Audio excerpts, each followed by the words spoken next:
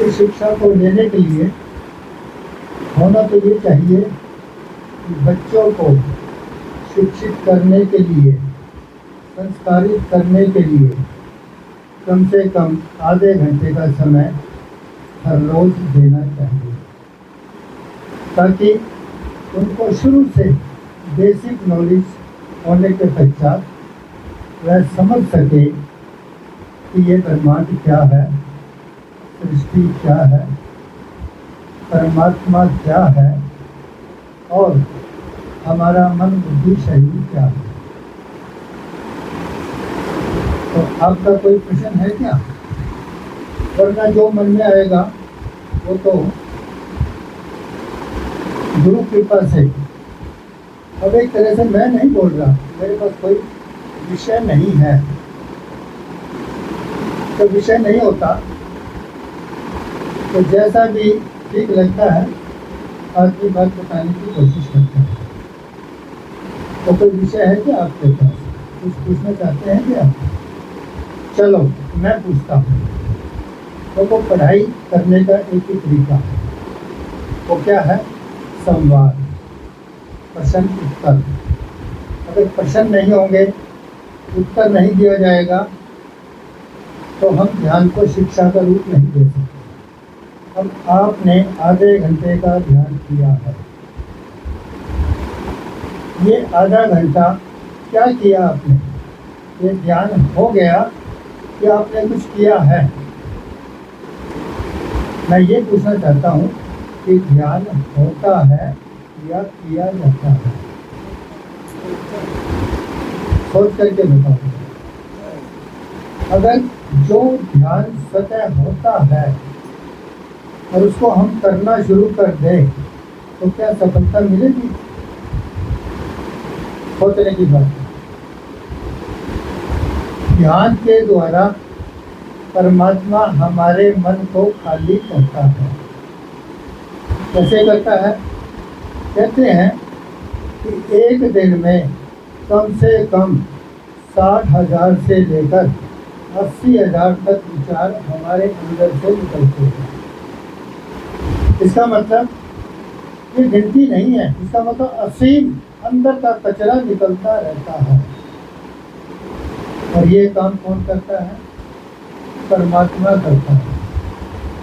अगर ये अंदर भरा हुआ कचरा ना निकले, हम अपने मन को खाली करने के लिए, विश्राम करने के लिए ना बैठे, ध्यान पर ना बैठे, तो क्या ये कचरा निकलेगा अंदर से? तो इस अंदर भरे कचरे को निकालने के लिए जो 95% बेकार का कचरा होता है, जीवन में कोई काम नहीं आता, इसको कौन निकालता है? परमात्मा निकालता है। कब निकालता है? जब हम गहरा विश्राम करते हैं। गहरा विश्राम कब करते हैं? या तो जब नींद में डूब जाते हैं, सुषुप्ति में डूब जाते हैं, गहरी निद्रा लेते हैं, या तो तब गहरा विश्राम होता है। और कोई समझ करके अपने मन को प्रकृति के बनाए हुए तीनों गुणों से परे ले जाए, इसको कहते हैं त्रिगुणातीत होना। यानी कि भाव और विचारों से अपने मन को परे ले जाने का तरीका समझ ले, यानी कि भावातीत मन को करने का तरीका समझ ले। समझ करके फिर आराम करना शुरू कर दे, तो क्या होगा? जो कचरा आराम के समय निकलता है वो अब ध्यान के समय भी निकलेगा। बस अंतर क्या है? गहरी निद्रा के समय पता नहीं लगता क्या निकल रहा है और क्या नहीं निकल रहा है। परंतु अब जब हम जागृत ध्यान करते हैं, जागृत विश्राम करते हैं, विश्राम का मतलब परमात्मा के ऊपर समर्पित होकर बैठ जाते हैं, तो कचरा बेशुमार अंदर का निकलता है। और वो निकलता है कचरा हमें महसूस भी होता है। जैसे मैं अक्सर बताता हूँ, शुरू में कौन सा कचरा निकलता है? शुरू में बुद्धि और मन के विचार निकलते हैं। जो मीनिंगफुल होते हैं, ऐसा पहले बताया ना मैंने। उसके बाद कुछ निर्विषय, उनमें विषय नहीं होता, मीनिंगलेस होते हैं, वो विचार निकलते हैं। उनको क्या बोलते हैं? ऊट पटांग विचार। उनका कोई मीनिंग नहीं निकलता, कोई विषय नहीं होता। तो जो जिन विचारों का विषय नहीं होता, तो निर्विषय तो हो ही गए, इंग्लिश में मीनिंगलेस कह दो। और उसके पश्चात जब मन और गहराई में जाता है तो और कचरा निकलता है, और फिर मन थॉटलेस होकर के परमात्मा के आनंद में डूब जाता है। ऐसा होता नहीं होता है ध्यान के समय और गहरी नींद के समय। अब इसमें क्या समझा? हमने कुछ किया? हाँ, फिर भी हम बहुत ही खुश है ना। अगर हम केवल परमात्मा को महत्व देना शुरू कर दें, फिर तो कुछ भी समझाने की जरूरत नहीं है। हमारा जीवन क्या है? केवल परमात्मा को प्राप्त करना हमारे जीवन का लक्ष्य बन जाएगा। अगर हमारी ऐसी अवस्था है तो कुछ समझाना समझने की कोई जरूरत नहीं। तो 24 घंटे ही आदमी ध्यान में रहेगा और काम करेगा, ज्ञान पूर्वक काम करेगा और ज्ञान पूर्वक ध्यान में रहेगा। 3 तरीके हैं ना अपने जीवात्मा के उत्थान के लिए, 3 तरीके बताए गए हैं। तो कौन से हैं?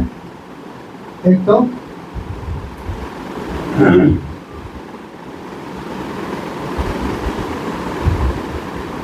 बुद्धि के द्वारा, क्या बोलते हैं जी पहला तरीका? बुद्धि के द्वारा, दूसरा कर्मों के द्वारा, और तीसरा भक्ति। तो एक तो बुद्धि मार्ग हो गया, दूसरा कर्म मार्ग हो गया, तीसरा भक्ति मार्ग हो गया। ये 3 तरीके हैं अपने जीवात्मा के उत्थान के लिए।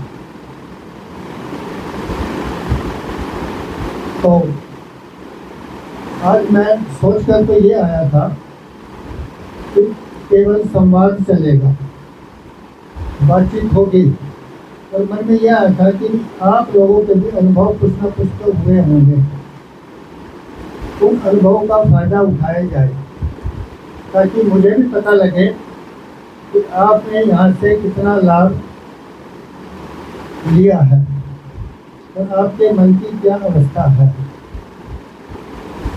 तो थोड़ी देर के लिए मैं विश्राम करूँगा, शास्त्री जी को माइक देता हूँ, उसके बाद पुनः इसी चर्चा को मैं आगे कंटिन्यू करूँगा।